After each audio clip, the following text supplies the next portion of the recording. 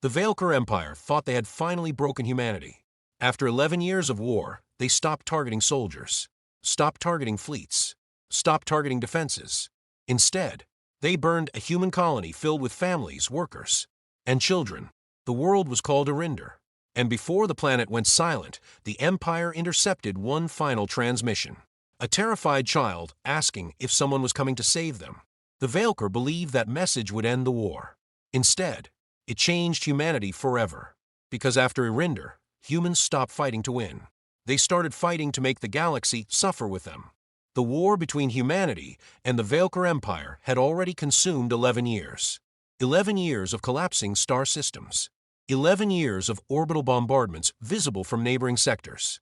11 years of fleets turning entire worlds into graveyards drifting silently through space. And still, humanity refused to surrender. Every major military analysis predicted the same outcome. The Vaelkor possessed superior numbers, superior industry, superior fleet technology. On paper, the war should have ended years earlier, but humans kept resisting in ways the Empire struggled to understand. Every conquered world cost the Vaelkor far more than expected. Every destroyed fleet was replaced by another assembled from shipyards that should not have remained operational. Every human retreat somehow became another battlefield weeks later. The war was becoming exhausting, expensive, humiliating, and worst of all, psychologically corrosive, because the Vaelkor Empire had built its identity around inevitability. Its conquests were supposed to feel absolute, orderly, efficient. Humanity ruined that illusion, not because humans were stronger, but because they absorbed punishment without collapsing. Entire species throughout galactic history had surrendered under less pressure. Humans did not, which was why the Vaelkor High Command eventually reached a conclusion that would alter the course of galactic history forever. If military force could not destroy human resistance, then perhaps fear could. The target they selected carried no strategic importance. No major shipyards, no military headquarters, no defensive fleets, only civilians. Eryndor, a distant human colony near the outer sectors of explored space. Agricultural settlements, oceanic cities, industrial workers, families who had spent years believing distance would protect them from the war consuming the core systems. The colony possessed minimal defenses because none were considered necessary. By every military standard in the galaxy, Eryndor was harmless, and that was precisely why the Vaelkor chose it. The objective was never tactical. It was psychological. Destroy the illusion of safety. Break human morale. Force Earth into surrender by proving nowhere was beyond Imperial reach. The fleet arrived above Eryndor without warning. Thousands of vessels emerging from warp simultaneously. The colony's emergency systems activated instantly. Civilian evacuation protocols spread across every major city. Emergency broadcasts flooded communication channels. Requests for surrender negotiations. Requests for mercy. Requests for time. None received answers. The Vaelkor commanders never intended to respond. Exactly 1 hour after entering orbit, the bombardment began. The first impacts erased entire population centers instantly. Orbital plasma strikes tore through atmosphere and ocean alike. Cities vanished beneath expanding firestorms visible from orbit. Transportation grids collapsed within minutes. Communication towers overloaded under the flood of emergency signals. Panic spread faster than evacuation could function. Families became separated inside collapsing shelters. Emergency crews died attempting to reach civilians trapped beneath burning infrastructure. The skies themselves turned white from heat, then red, then black. The bombardment continued methodically. Not chaotic, not emotional, systematic, as though the destruction of millions of civilians was merely another logistical procedure. Entire oceans began evaporating beneath sustained orbital fire. Coastal regions disappeared beneath walls of steam and flame. Atmospheric ignition storms consumed anything left standing. And through all of it, the emergency transmissions continued. Thousands of voices flooding military frequencies across human-controlled space. Parents begging for evacuation routes. Medical stations requesting extraction. Children asking when rescue fleets would arrive. The final transmission intercepted by the Vaelkor fleet originated from one of the underground shelter networks beneath the capital district.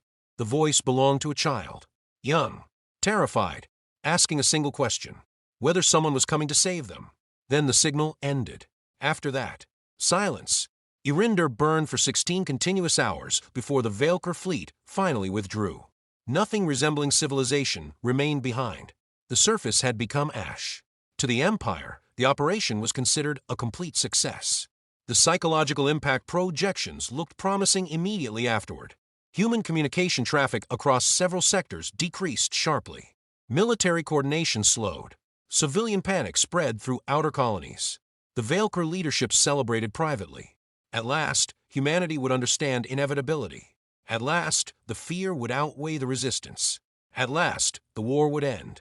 But something strange happened in the weeks that followed. Humanity did not answer. No retaliation fleets appeared. No diplomatic outrage emerged. No demands for revenge. No speeches.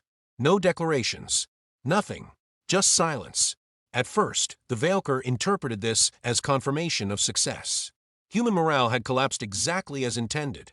Some officials even began discussing post-war territorial administration. Then the disappearances started. Small military convoys vanished while traveling through secured systems. Communication relays stopped responding without distress signals. Entire patrol groups disappeared from monitored routes. At first, the incidents appeared isolated. Equipment failures, piracy, navigation accidents, until recovery teams began finding the wreckage. Destroyed Vaelkor vessels drifting silently through dark space. No survivors. Minimal external damage. Signs of close quarters combat inside the ships. Sometimes the bodies were never found at all. Other times, they were found in pieces. Military analysts struggled to identify patterns. There were no formal attacks, no territorial claims, no strategic objectives, only violence. Sudden, precise, brutal. The reports continued spreading through Vaelkor command networks. Soldiers spoke about hearing movement inside crippled stations before entire security teams vanished. Survivors described human attackers continuing combat despite catastrophic injuries. Some claimed they saw humans emerging from burning wreckage where life sign scans showed no survivors should still exist. At first, the Empire dismissed those stories as fear-driven exaggeration.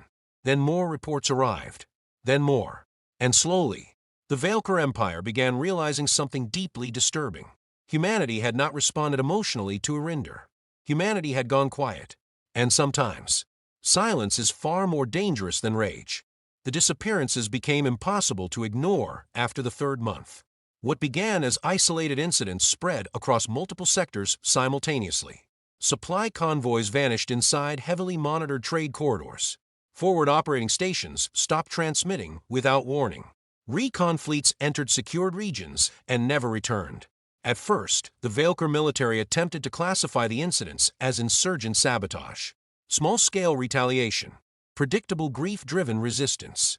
But the evidence refused to support that explanation. Because insurgencies leave patterns, these attacks did not. There were no territorial gains, no captured infrastructure, no political demands, no declarations of vengeance, only destruction. And worse, the humans responsible seemed completely indifferent to survival. Recovered surveillance footage from one destroyed outpost showed a human combatant continuing forward despite severe plasma burns across most of the body. Another recording captured a wounded attacker manually sealing a breach corridor door while trapped inside vacuum exposure conditions that should have killed them within seconds. Yet the fighting continued. Again and again, every report ended the same way. Total Vaelkor casualties, minimal human recovery, no retreat, no surrender, no survivors willing to be captured. The Empire had spent centuries fighting wars. But this felt different. Because traditional warfare still obeyed logic. This no longer did. Fear began spreading through Vaelkor military infrastructure in ways the leadership could not fully control. Soldiers started requesting reassignment away from outer systems. Long-range patrol crews refused isolated deployment routes. Entire garrisons reported declining psychological stability after prolonged exposure to human-controlled sectors. Rumors spread faster than official censorship could suppress them. Stories about human survivors hiding inside destroyed ships for weeks without food. Stories about stations infiltrated through maintenance shafts too narrow for armored troops. Stories about wounded humans deliberately triggering reactor overloads while still trapped inside enemy facilities. The phrase repeated constantly through military channels. They do not stop. At first, officers disciplined personnel for spreading panic. Then officers started disappearing too. One incident changed everything. A Vaelkor command cruiser named the Sovereign Spear vanished near the shattered debris fields surrounding Eryndor. The vessel carried nearly 2,000 military personnel, advanced scanning systems, escort support, enough firepower to destroy a small moon. Its last transmission lasted only 19 seconds. No attack warning appeared. No enemy fleet signatures registered. Only internal emergency alarms. Then screaming. Then silence. Recovery teams arrived 3 days later. The cruiser was still intact, which made what they found inside even worse. Most of the crew had died in close-quarters combat. The internal damage showed signs of controlled sabotage rather than external assault. Sections of the ship remained without atmosphere. Entire corridors were blackened by fire. Emergency lighting flickered weakly through blood-covered walls. But the most disturbing discovery waited inside the command deck. Someone had manually overridden the main display systems before abandoning the vessel. The final image still remained active when recovery teams entered. A recording from Eryndor. The colony burning beneath orbital bombardment. The final emergency broadcasts repeating endlessly across every screen. No explanation accompanied the footage. No demands. No message. Only the memory itself. That was the moment fear became institutional. Because the Vaelkor Empire finally understood the truth. This was no longer a military campaign. It was punishment. The attacks escalated afterward. Not in scale. In intimacy. Human forces stopped targeting only strategic infrastructure. Now they targeted certainty. Protected officers vanished inside secured facilities. Military governors disappeared from guarded compounds. Some were later discovered dead in locations considered impossible to infiltrate. Others were never found at all. The psychological effect became devastating. The Empire's military superiority still existed on paper, but soldiers no longer trusted their own territory. Every corridor became a potential ambush. Every damaged ship became a nightmare. Every silence inside a communication channel felt threatening. And through all of it, humanity still said nothing publicly. No official retaliation announcements. No propaganda campaigns. No declarations of vengeance. The silence itself became part of the horror, because it suggested something terrifying. The humans responsible no longer cared whether the galaxy understood them. They only cared that the Vaelkor suffered. Military analysts eventually discovered the first surviving evidence near the ruins of Eryndor itself. Deep beneath collapsed infrastructure buried under kilometers of ash and melted steel. Life sign traces. Human survivors. Very few, but enough. Emergency excavation teams reconstructed fragments of what had happened during the bombardment. Some civilians survived by sheltering inside damaged geothermal maintenance systems beneath the cities. Others remained trapped under collapsed structures for days while rescue attempts failed around them. Many witnessed entire families die before help could arrive. Some survived alone in darkness, surrounded by corpses. The psychological trauma reports were catastrophic. But one detail disturbed investigators more than anything else. The survivors showed almost no emotional response during recovery interviews. No grief, no shock, no panic, only focus. Cold, directed, purposeful focus. As though something fundamental had changed beneath the ruins of Eryndor. One Recover medical report described the survivors using a phrase repeatedly during early rehabilitation. Not about victory, not about survival, about memory. The Vaelkor must feel it too. That sentence spread quietly through intelligence divisions across the Empire. And suddenly, the war made horrifying sense. The humans attacking Vaelkor systems were not trying to win strategically. They were recreating emotional damage, making the Empire experience fear slowly, personally, intimately, exactly the way Eryndor experienced it. That realization terrified even experienced military commanders. Because wars can be negotiated.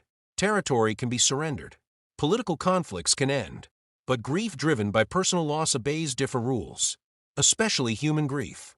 And somewhere inside the ruins of a dead colony, humanity had transformed its pain into something the galaxy had never seen before.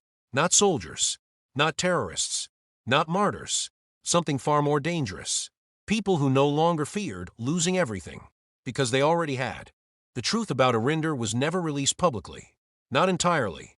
The Vaelkor High Command classified most of the recovered information immediately after realizing the scale of the disaster they had created. Because the survivors emerging from ruins no longer resembled civilians, and the Empire understood the implications instantly. Eryndor had not broken humanity. It had stripped something away. For months after the bombardment, the survivors remained hidden beneath the colony's destroyed surface. Some trapped inside collapsed geothermal tunnels. Others buried beneath industrial sectors, sealed by melted infrastructure. A few survived inside emergency shelters never designed to sustain life for more than several days. Yet somehow, some endured for weeks, starving, burned, surrounded by death, listening to the ruins collapse around them while orbital ash turned the skies black above the planet. Rescue operations arrived too late for most, but not for all. And when the surviving humans finally emerged from the wreckage, something inside them had changed permanently. Military psychologists studying the first recovered survivors struggled to categorize their behavior. Trauma should have produced collapse, shock, psychological fragmentation. Instead, many displayed something else entirely. Clarity. The survivors rarely spoke about what they lost, rarely discussed family members, rarely showed outward emotional instability. But when conversations turned toward the Vaelkor, every emotional response returned instantly. Focused, sharp, controlled. The grief had not disappeared. It had condensed, like pressure building inside something ready to explode. One intelligence report described the survivors with a phrase later erased from official archives. Emotionally dead everywhere except revenge. At first, Earth's central government attempted containment. Military leadership feared exactly what the survivors represented, not because they doubted their loyalty, because they understood human history. They knew what happened when grief stopped caring about consequences. Some officials pushed for diplomatic de-escalation despite Eryndor. Others believed retaliation should remain proportional, strategic, controlled. But those discussions became meaningless almost immediately, because the survivors of Eryndor did not wait for permission. Many disappeared from rehabilitation facilities before recovery treatment concluded. Others enlisted into frontline units under false identification records. Some simply vanished into outer sectors where Vaelkor patrol activity remained high. Then the attacks intensified. Not larger, closer, more personal. Vaelkor commanders started dying inside their private quarters. Military transports disappeared after receiving false distress beacons copied from Eryndor emergency frequencies.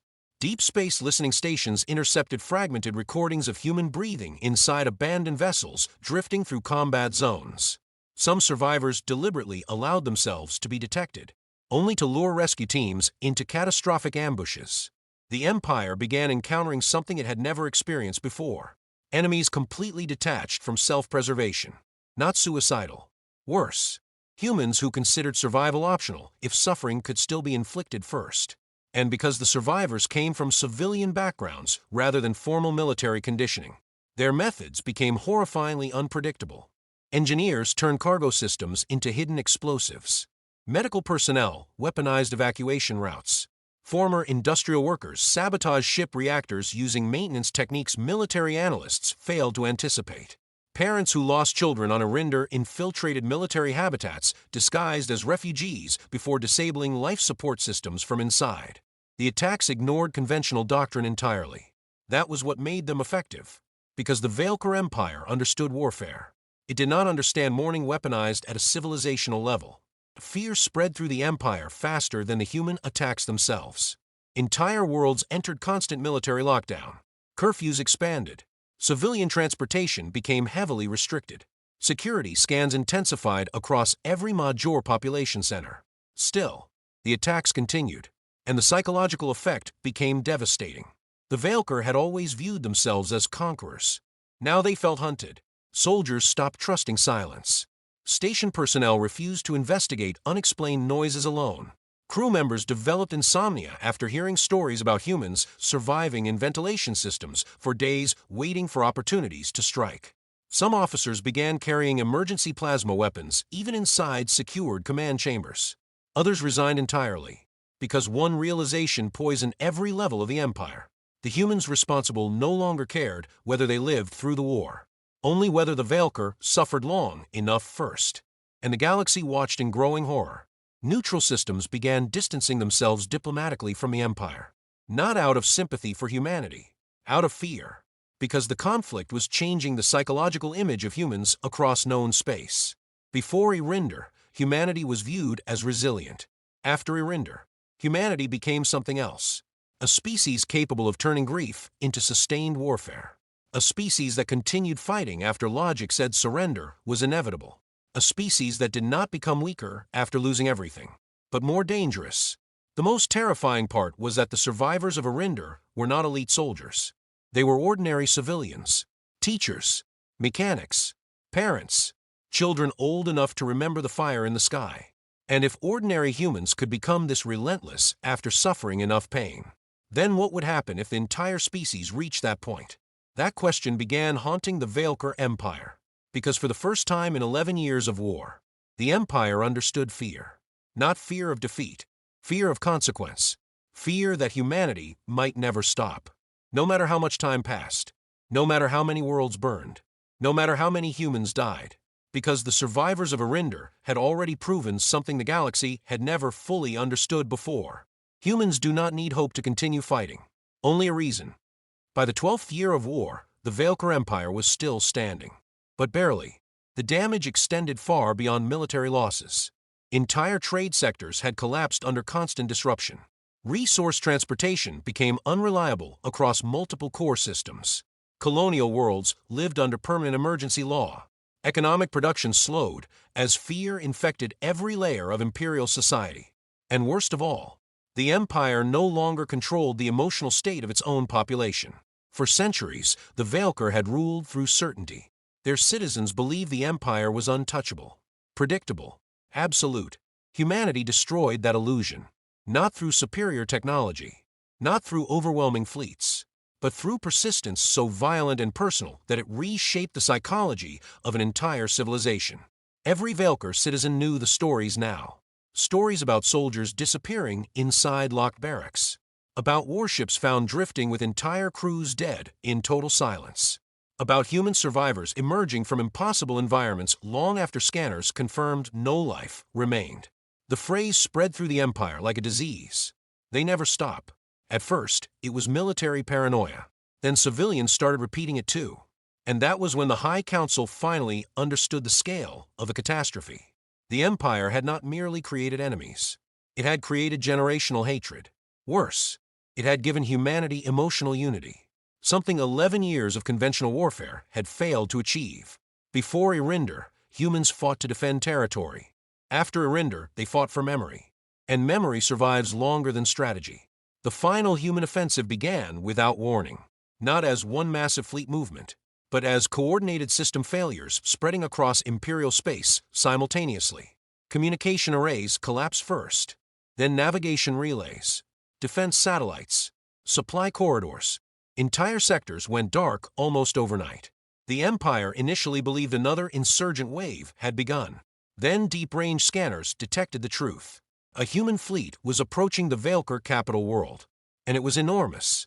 Not the largest fleet humanity had ever assembled. Something worse. Every vessel carried visible damage from years of war. Scorched armor plating, improvised structural repairs, sections rebuilt using incompatible ship classes cannibalized together simply to keep functioning. This was not a ceremonial invasion force.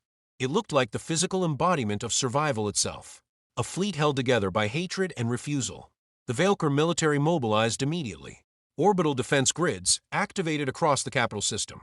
Emergency fleets formed defensive formations around the homeworld. Civilian evacuation procedures began throughout major population centers.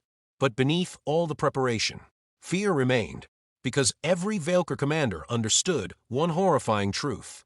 Humans were not arriving to negotiate. Still, the Empire tried. Hours before the fleets entered engagement range, the High Council transmitted emergency diplomatic offers toward the human armada. Ceasefire proposals, territorial withdrawal agreements, reconstruction promises, war reparations. For the first time in Imperial history, the Vaelkor asked for peace. Humanity answered with a single transmission. No threats, no speeches, no military demands. Only an audio recording broadcast simultaneously across every military and civilian frequency inside the capital system. A child's voice, small, terrified, asking whether someone was coming to save them. The final transmission from Eryndor. The recording ended.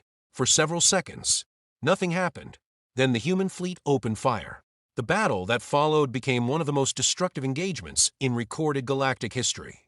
Orbital defense platforms vanished beneath concentrated bombardment.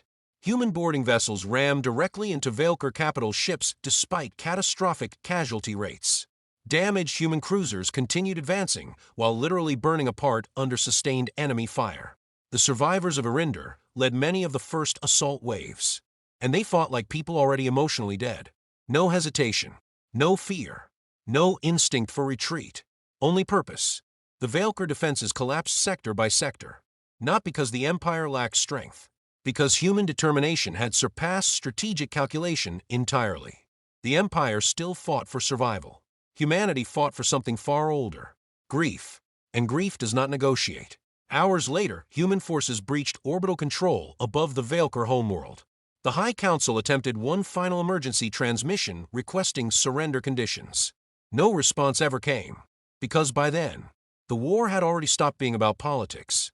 The orbital bombardment began shortly afterward. Across the galaxy, billions watched the capital world burn beneath human firepower. And for the first time since the Empire's rise centuries earlier, the Vaelkor understood exactly what Eryndor felt like. Helplessness, the realization that nobody was coming to save them. The terror of hearing destruction approach while knowing survival was no longer possible. Some historians would later argue humanity went too far that day. Others argue the Empire created its own destruction the moment Eryndor burned. But every surviving civilization agreed on one thing afterward. The galaxy would never view humans the same way again, because humanity had revealed something terrifying about itself.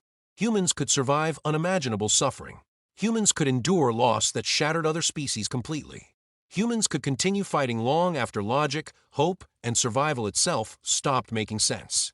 But there was one mistake no civilization would ever repeat again. Never make human pain personal. Because once humans stop fighting for victory and start fighting for memory, the war no longer ends when they win. It ends when you lose everything too. If the galaxy learned anything from Eryndor, it's that humans can survive things that should destroy them. And once their pain becomes personal, they stop fighting for victory. They fight to make sure no one else ever forgets what was taken from them. So if you enjoy HFY stories where humanity becomes the nightmare empires create for themselves, hit like, subscribe, and share this with someone who still thinks humans break easily. Because the Vaelkor Empire made the same mistake. And it cost them everything.